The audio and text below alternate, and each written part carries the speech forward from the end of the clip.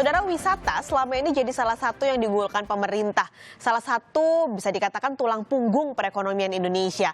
Tapi saudara, COVID-19 atau corona menginfeksi semua sektor termasuk wisata yang juga terinfeksi corona. Padahal ada multiplier efek atau efek berganda dari pertumbuhan wisata sebenarnya. Kalau wisata tumbuh biasanya ada penyerapan tenaga kerja. Kalau wisata tumbuh biasanya ada juga realisasi masuknya devisa atau sumbangan devisa untuk negara. Apalagi sebenarnya 2 tahun terakhir nih, devisa yang masuk dari pintu wisata ini cukup tinggi kenaikannya. Tapi karena terinfeksi corona maka semua efek berganda itu pun berhenti. Kita akan lihat saudara datanya. Yang data terbaru dari Badan Pusat Statistik kalau Anda lihat selama 3 bulan terakhir, Maret, April, Mei, penurunan jumlah wisatawan mancanegara yang masuk ke Indonesia ini semakin turun. Anda lihat di bulan Maret angkanya masih 470.000, tapi ketika di bulan April semakin turun di 158.000. Ini ketika Indonesia juga sudah mulai menerapkan PSBB di rata-rata seluruh wilayah di Indonesia. Di Mei sebenarnya sudah ada kenaikan 163.000 dibandingkan dengan April. Tapi angkanya masih jauh sekali kalau dibandingkan dengan bulan Maret. Sementara datanya jika normalnya sebenarnya angka masuk wisatawan mancanegara per bulan itu rata-rata bisa 1,2 hingga 1,3 juta orang. Begitupun kalau dilihat secara pintu masuknya nih, kalau dari 3 bandara terbesar yang jumlah wisatawannya masuk, semuanya sangat kecil angkanya. Mulai dari Ngurah Rai, Bali, Soekarno-Hatta, Tangerang, berarti pintu masuk ke ibu kota Jakarta, dan juga Juanda, Surabaya. Bali, Ngurah Rai ini di bulan Januari ada 526.000 yang masuk melalui pintu Bandara Ngurah Rai Bali, tapi di bulan Mei ini anjlok menjadi 34 saja. 34 saja yang masuk ke Ngurah Rai. Begitupun dengan Soekarno-Hatta, Tangerang, Banten. Di Januari angkanya 173 ribuan, di Mei turun menjadi 395. Dan yang paling kecil adalah Juanda. Dari 3 ini, di bulan Mei hanya ada 12 yang masuk melalui pintu kedatangan Juanda, Surabaya. Sementara di bulan Januari angkanya rata-rata 17.047 yang masuk. Itu berarti memang ada fakta wisata Indonesia ini tengah lumpuh ya. Kita katakan lumpuh karena semuanya anjlok. Hotel nggak ada yang nginep. Restoran juga tentunya nggak ada yang datang. Lihat aja dari pintu masuknya dan wisatawan mancanegara yang masuk ke Indonesia. Semuanya anjlok karena kekhawatiran yang besar juga, dan belum lagi ada beberapa negara yang memang mengatur keluar masuknya wisatawan ke negara-negara mereka, termasuk di Indonesia ada beberapa aturannya. Nah, dengan turunnya wisatawan ini yang bisa dipastikan adalah ekonomi akan mandek. Kita kasih contoh Ngurah Rai nih ya. Anda lihat saudara turunnya sangat jauh dari yang harusnya 526 menjadi 34. Dampaknya apa sih? Tentunya ke wisatawan, jumlah wisatawan yang akan masuk dan perputaran dan pertumbuhan ekonominya. Ini data dari Bank Indonesia Bali menunjukkan bahwa kalau kita contoh nih waktu Bom Bali 1 dan Bom Bali 2 ini penurunannya ketika kunjungan wisatanya turun minus 22,76%, pertumbuhan ekonomi Bali turun 5,4%. Minus 5,4%. Sementara ketika Bom Bali 2 ini turunnya 5,65% untuk kunjungan wisatanya, berdampak pada 0,55% penurunan di wisatawan. Nah, kalau di erupsi Gunung Agung ini juga turun, dan sementara COVID-19 ketika 21% dampak wisatanya ke penurunan wisatawan, ada penurunan 1,14%. Jadi yang harus diperhatikan tentunya adalah bagaimana efek bergulir ini bisa maju lagi, bisa berputar lagi pertumbuhan ekonominya. Nah, salah satu caranya adalah lewat wisata dan lewat kuliner. Nah, kita akan langsung mendengar dari expertnya nih, dari ahlinya, bahkan dijuluki diplomat kuliner. Legenda kuliner Indonesia sudah bergabung bersama kami, William Wongso. Selamat pagi, Om William. Pagi. Selamat pagi Om William, sehat? Sehat, alhamdulillah. Kita langsung bicara Om soal kuliner nih, tapi bukan soal enak nggak enak, tapi bagaimana lidah ini bisa membangunkan pariwisata. Secara umum sebenarnya wisata kuliner kita di mata dunia kayak apa sih Om? Saya rasa sampai sekarang peranan mengenai kuliner Indonesia di World Culinary Map itu masih belum ada apa-apanya dibandingkan misalnya Vietnam, apalagi Thailand, apalagi Korea, Jepang dan lain sebagainya. Dan negara-negara ASEAN sekarang itu sudah banyak punya peran di Paris misalnya pada pertumbuhan restoran Laos apa itu masuk ke Paris gitu. Kenapa mereka bisa, kita nggak bisa?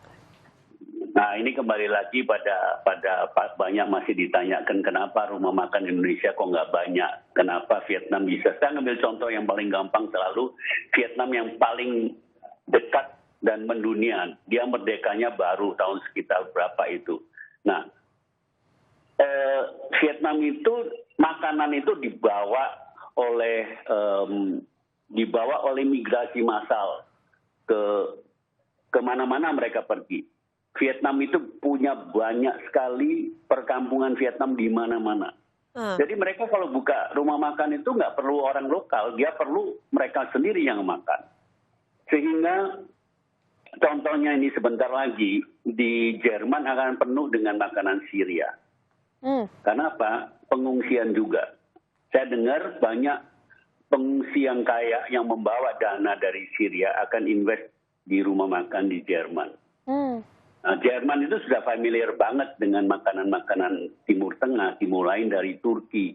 40 tahun lalu saya pertama kali ke Jerman, penuh dengan shawarma di pinggir jalan. Karena apa? Banyak Turk Arbeiter, pekerja dari Turki. Mereka perlu makan atau comfort food, shawarma atau doner kebab. Tapi sekarang sudah penuh banyak sekali rumah makan papan atas Turki di Jerman atau di Eropa. Jadi dalam hal ini kita masih jauh lah. Migrasi dari warganya keluar, tapi ternyata juga sebenarnya kan kalau dilihat banyak warga kita juga yang berpindah ke negara-negara lain ya Om. Tapi kan individu sekali, tidak massal. Contoh begini nih, saya sering ngambil contoh di Amerika. Seluruh Amerika data yang saya peroleh kira-kira 130.000 orang Indonesia di seluruh pelosok Amerika. Saya ngambil contoh di satu kota di luar San Francisco, yaitu San Jose, cuma 1 jam dari San Francisco, penduduk Vietnamnya 130.000. Sehingga berapa langkah sudah ada rumah makan Vietnam. Billboard dalam bahasa Vietnam. Berapa tahun lalu wakil wali kota itu cewek orang Vietnam, malah dia akan race untuk jadi wali kota Vietnam di San Jose. Penduduknya 130.000. Indonesia dibandingkan paling 2.000 katanya. Berarti kita tidak bisa mencontoh dengan Vietnam yang nggak bisa. Tapi Om William pernah memberikan sebuah konsep yaitu ekspor bumbu nih Om. Tapi kan sebenarnya kalau dari kita rasa ya bumbu kita dengan bumbu-bumbu dengan saingan kita lah ya dengan negara-negara lain di sekitar Indonesia kan rada mirip nih. Taktiknya seperti apa Om? Strateginya supaya kita bisa spice up the world? Kita ada program sekarang dengan kementerian Indonesia Spice Up the World. Jadi kita sekarang punya target. Kalau mau spice up the world, kita nggak bisa kemana-mana dulu. Kita mau mentargetkan adalah Afrika. Jadi begini, Afrika itu orang Afrika suka namanya braai. Braai itu adalah barbecue. Saya pernah bereksperimen hal ini waktu saya di Namibia dan di South Africa.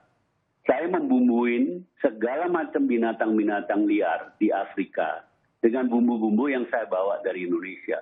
Itu responnya luar biasa. Hanya mereka tanya, ini kita beli di mana? Ya, kita belum ekspor apa-apa gitu. Tapi mereka akan mencari sesuatu profile taste baru. Kontribusi kita di situ nantinya. Kalau nanti setelah sekian tahun sudah populer sekali seperti instant mie dari Indonesia, kita mungkin bisa buka restoran. Tapi sementara kita harus ekspor bumbu dulu. Dan itu dampaknya ekonomi kerakyatan. Dan harus cepat dilakukan ya Om ya, karena kan Ya, sepertinya kita lambat gitu melihat kita pernah lambat menang banget. rendang nih Om, jadi makanan the best world culinary, tapi ternyata sekarang kalah sama makanan Thailand dan juga Malaysia gitu yang Sejak peringkatnya tahun naik gitu. 2011 loh. Hmm. Sejak tahun 2011 kita masuk, kalau nggak salah CNN. Ya, kita Tapi nggak diapa-apain ngapa-ngapain. gitu ya Om ya. Baru ribut aja karena Gordon Ramsay datang ke sini. Tapi udah ribut doang terus nggak diapa-apain Om. Nah, Ya. gimana kalau lewat jalur lain? Kita lihat Korea Selatan nih Om. Dia masuk lewat budaya yang lebih pop, lewat dramanya, lewat filmnya. Sampai ada istilah mukbang gitu yang kayaknya terkenal banget di Indonesia. Orang makan makanan Korea Selatan. Bisa nggak kita kayak gitu? Nggak bisa. Oke. Belum waktu. Kita nggak pernah bisa begitu. Korea itu sudah mulai dari lama-lama. Tapi jangan salah, industri mereka tuh sangat siap. Mereka mengekspor bumbu-bumbu Korea. Sekarang gini, Korea itu katanya di Indonesia ada 60.000. Coba kamu lihat begitu banyaknya rumah makan Korea. Terus ditambah lagi toko-toko yang menjual bahan-bahan Korea semua. Kalau kita keliling ke luar negeri, toko Indonesia tuh kalau ada kecil banget gitu. Sekarang yang mendominasi sampai di Washington itu ada nama Eden Village, itu punya orang Vietnam, gede banget. Segala macam berbau Vietnam ada di situ. Sampai food hall-nya segede apa gitu. Kita hanya nimbrung aja di situ. Di Indonesia. Thailand itu, kalau Thailand sudah nggak usah diomong. Thailand itu sudah punya 25.000 lebih rumah makan Thailand. Ditambah masyarakat Thailand. Ekspor bahan makan Thailand kan miliaran dolar. Ini kita nggak pernah pikirkan. Padahal memang Indonesia itu punya market dalam negeri juga besar gitu. Betul. Tapi kalau kita mau main di di kancah World Culinary Map, kita masih belum apa-apa. Kalau kita melihat dan merujuk keterlibatan pemerintah, baik itu di Indonesia ataupun wakil-wakil pemerintah di luar nih Om nih, sejauh apa sih mereka harus terlibat dalam hal ini untuk bisa membumbui dunia tadi kata Om William? Ya bagaimana, cari koki aja susah. Dubes-dubes kalau mau berangkat tuh pada stres. Nanti yang masak siapa? Kan sekarang kalau chefnya dubes itu kan bukan cuma juru masak. Dia mewakilin Indonesia loh. Korea itu gampang banget. Mereka kalau dubesnya mau berangkat, diajuin kandidat 20 orang misalnya.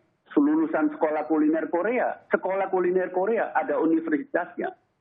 Di Indonesia nggak ada itu ya Om ya? Ya. Indonesia masih belum merubah paradigma program kuliner Indonesia.